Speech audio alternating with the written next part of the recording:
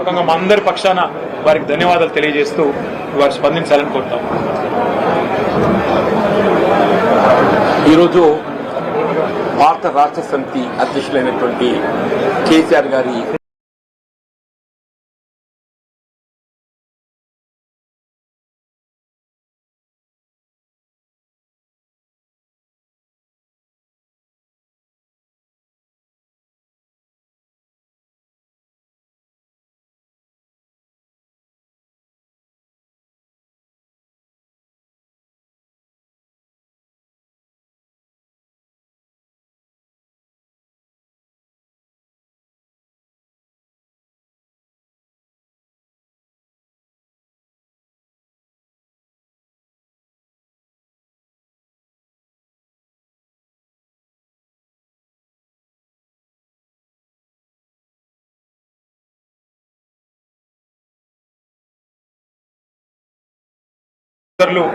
బిగాల గణేష్ గారు, ఇంకా వారితో పాటు జిల్లా పరిషత్ మాజీ అధ్యక్షులు, శాసన మండలి మాజీ సభ్యులు నారదాస్ లక్ష్మణరావు గారు, అట్లాగే కరీంనగర్ జిల్లా పార్టీ అధ్యక్షులు జీవి రామకృష్ణారావు గారు, సిరిసిల్ల జిల్లా పార్టీ అధ్యక్షులు తోట ఆగయ్య గారు, అందరం కూడా కలిసి ఈరోజు పెద్దలు జీవన్ రెడ్డి గారిని మరి భారత రాష్ట్ర సమితిలోకి సాదరంగా ఆహ్వానించడం జరిగింది.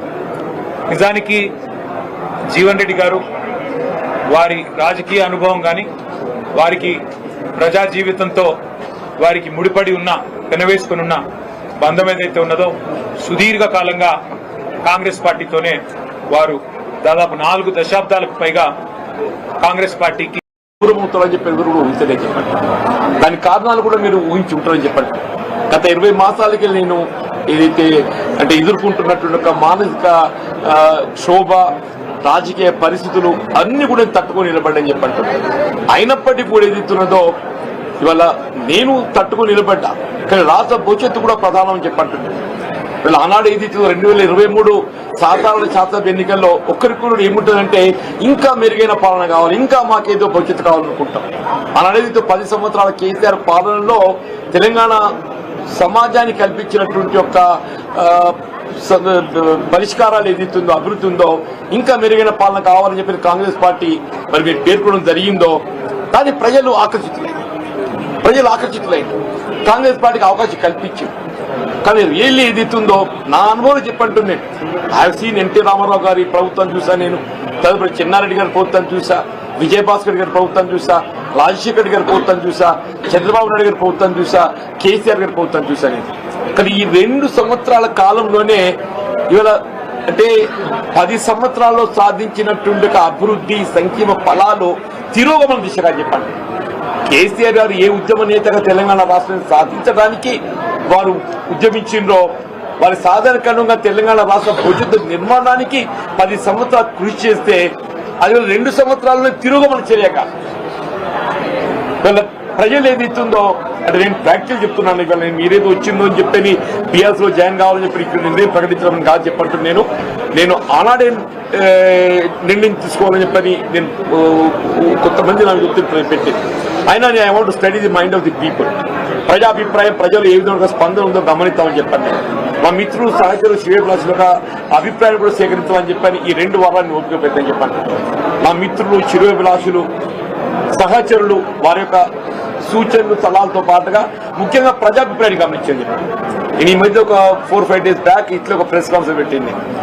మా ప్రెస్ మిత్రులు కూడా ఇంకా మీరు ఎందుకు ఓపిక పడుతుంది సార్, ఏదో నిర్ణయం ప్రకటిస్తే అయిపోతాయి కదా, ఎందుకు మీరు అనుకున్నట్టు ప్రకటించి ముందు పోతే అయిపోతాయి అని చెప్పని మా పాత్రికేయ సోదరులు కూడా ఏది ఇస్తుందో they to have suggested me.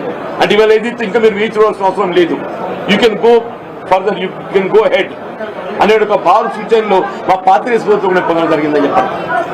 ఇవాళ ఏది ఇస్తుందో కేసీఆర్ గారి యొక్క నాయకత్వంలో పనిచేసే ఒక అవకాశం మీరు అన్నట్టు 2014లో నాకు వచ్చింది.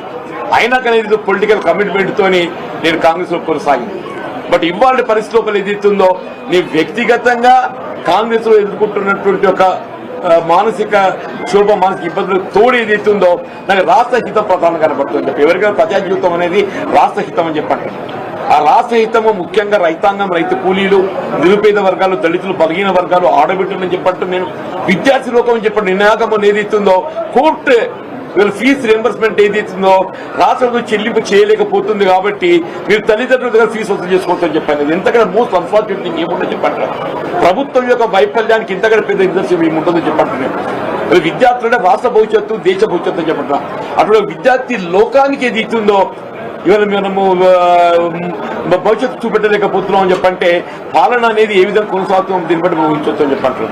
తప్పకుండా ఇవాళ మీరు ఏదైతే ఇంత అంటే really you need not come up to this place నాకు రావాలన్నట్టు మీరు రావాల్సినందుకు నిజంగా మీకు అందరికీ మీ మిత్రులకు అందరికీ ముఖ్యంగా ఏతుందో మా మిత్రులు పొప్పులీశ్వర్ గారు వారు ఇక్కడ మంత్రిగా పనిచేసిండ్రు. వారితో నేను కలిసి శాసనసభ్యులు పనిచేసిన శాసన మండలి సభ్యులు పనిచేసిన రమణ గారితో కూడా ఏదైతుందో వారు ఎంపీగా ఉన్నప్పుడు నేను ఎమ్మెల్యేగా పనిచేశాను. నేను మీ ఇద్దరం కూడా ఏదో చిరకాల మిత్రులము. 93 వరకు ఏదో కలిసి పనిచేసినవి. Only 94 he has deferred with me. Only 94 he has deferred with me.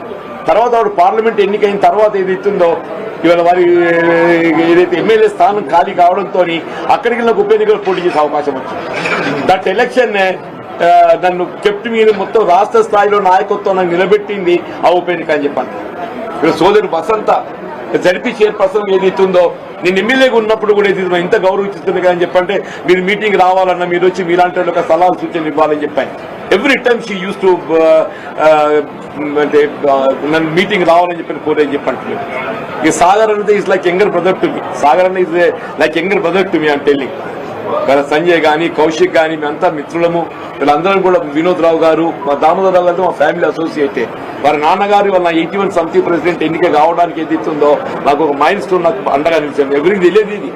Damodar రావు గారి తండ్రి జీవన్ రెడ్డికి ఏం సంబంధం అని చెప్పి అనుకుంటాను. మీకు కూడా ఆశ్చర్యపోతారు కూడా దామోదర్ రావు ఇప్పుడే తెలిసి దామోదర్ గారి తండ్రి మీకెక్కడ సన్నిహిత సంబంధం అని చెప్పాను. అంటే the whole relation with the BRS party with every leader have got అని చెప్పంటాను. నేను ఈ స్థాయి ఈ దశలో ఏదైతుందో కేసీఆర్ గారితో కలిసి పనిచేసేటువంటి అవకాశం నాకు రావటం, వారి నాయకత్వం కలిసి పనిచేసేటువంటి అవకాశం నాకు రావటం, నేనైతే అంటే ఇవాళ జీవితం ఎవరే కానీ ఇవాళ నా జీవితం ఒక చివరి స్థాయికి వచ్చింది. I seen enough political public life. నా సుదీర్ఘ ప్రజాజీవితం 4 దశాబ్దాలు నేను గడిపింది. ఉంటే ఇంకో ఒక ఎన్నిక చూస్తే కావచ్చు, దేవుడు దయతలిస్తే ఎట్టుటో చెప్పలేని చెప్పంటారు. కానీ ఇది ఉందో నా శేష జీవితం ప్రజా జీతాన్ని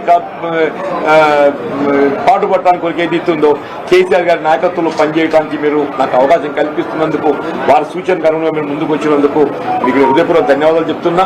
ఈ కేసీఆర్ గారిని కలవటము మా పాత సాన్నిహిత్యం దాన్ని కొంత ఎదురుంటుంది కదా నెమరు వేసుకోవడానికి కొరకు అని చెప్పి అంటారు.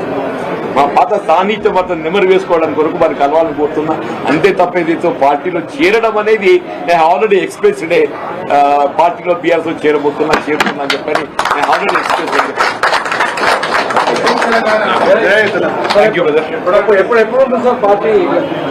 తినబోతు రుచులు అడగకూడదు.